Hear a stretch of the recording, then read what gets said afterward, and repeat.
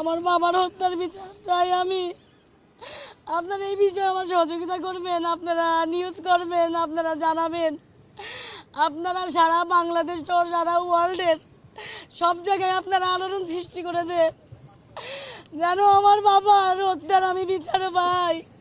কারা করেছে, কেন করেছে, এর সুষ্ঠু তদন্ত চাই এবং আমি এর শেষ পর্যন্ত দেখতে চাই যে তারা কেন করেছে, কী জন্যই করেছে। আমি বিচার চাই, আমি বিচার চাই, আমি দেখতে চাই তারা যেন আমার সামনে তাদেরকে ক্রসে দিয়ে ফাঁসি দিয়ে মারা হয়েছে আমি যেন দেখতে চাই। আজকে আমি এতিম হয়ে গেছি, আজকে আমার পড়াশোনা শেষ হয়নি, আজকে আমি মাঝপথে। আপনারা সবাই জানেন আপনাদের পরিবারে সবারই সন্তান আছে, যার বাপ থাকে না, তার কেউ থাকে না, তারা এতিম হয়ে যায়। যতই কাছের আত্মীয় আপন মানুষ যেই থাকুক, বাবা এই বাবার মতন কেউ হয় না। বাবা, আমার বাবা অনেক স্বপ্ন নিয়ে আমাকে এখানে পড়ার জন্য ভর্তি করেছে। আমি পরীক্ষাও দিয়েছি, আমার সামনে রেজাল্ট দেবে, সে আমার বলে গেছে আমি ইন্ডিয়া থেকে এসে তোমার পরীক্ষার রেজাল্ট আমি চেক করবো, তুমি কি করেছো।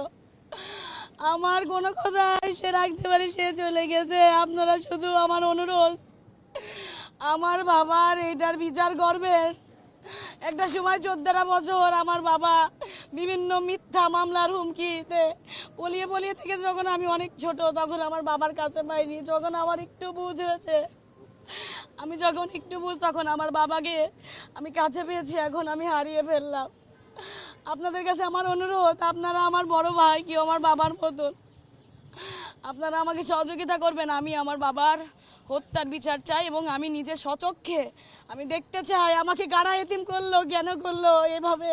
আমি আমি আমি চিনি না, আমি চিনি না, কিন্তু আমি চিনতে চাই।